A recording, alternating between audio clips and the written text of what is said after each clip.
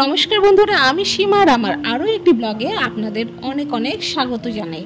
তো এখন বাজে প্রায় সকাল 11টা, আর স্নান করে রেডি হয়ে নিয়েছি, সঙ্গে বাদবাকি সবাইও রেডি হয়ে নিয়েছে, আর আমরা এখন বেরিয়ে পড়েছি। ভাবছো কোথায় যাচ্ছি? তো আজকে আমাদের গন্তব্য বাঁকুড়া। তো চলুন ওখানে গিয়ে সবার সাথে দেখা তো করাবোই, আর সাথে শোনাবো বাঁকুড়ার কিছু ভাষা। তো নিশ্চয়ই ভাবছো এখন বাঁকুড়ার কোথায় যাচ্ছি। আসলে বাঁকুড়ায় আছে আমার মামা শ্বশুরদের বাড়ি, তো আজকে সেখানেই যাব। আসলে ছোট মামি আমাদের বাড়িতেই ছিল, তো আজকে ছোট মামিকে নিয়েই আবার ফেরা হচ্ছে। তো কথা বলতে বলতে দেখো পৌঁছেও গেলাম, আর এটা হচ্ছে আমার ছোট মামা শ্বশুরের বাড়ি। তো গিয়ে প্রথমে এবার ওখানেই উঠেছিলাম। রান্না হচ্ছে, কি রান্না হচ্ছে?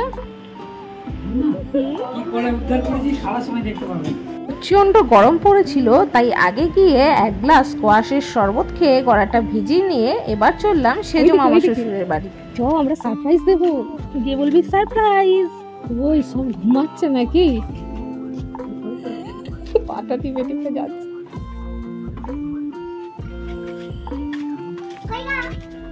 ঘুমাচ্ছে।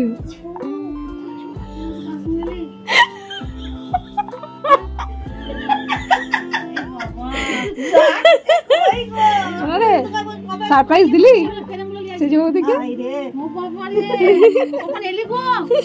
এবার মা থেকে উঠাবি চো।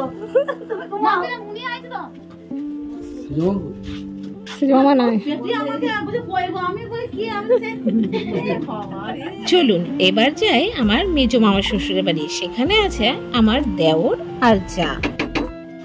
বাড়িতে কেউ আছেন? খুললো, তুমি আটকে দিচ্ছ তো।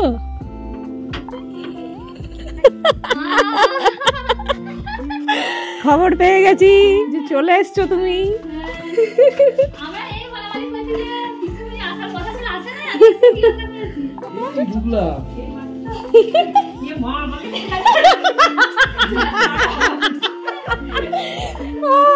চলুন, দুপুর প্রায় 2টো বেজে গেছে, তো খাওয়া দাওয়াটা আগে করে নেওয়া যায়। শোনাই এসো কিটি।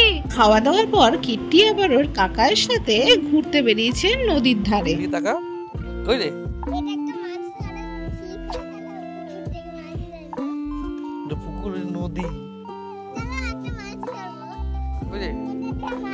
যা ওই দিক দিয়ে ঘুরে আয় দেখি। আচ্ছা ওই দিক দিয়ে ঘুরে আয়।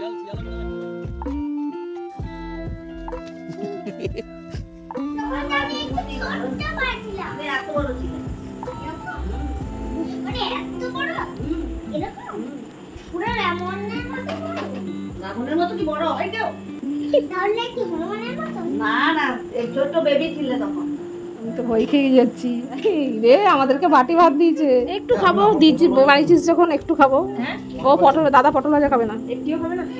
লাঞ্চ করার পরেই আমাদের বর্ধমান ব্যাক করার কথা ছিল, কিন্তু আমার দেওর আর যা কিছুতেই ছাড়লো না। ডিনারের ব্যবস্থাটা আবার ওইখানে করলো।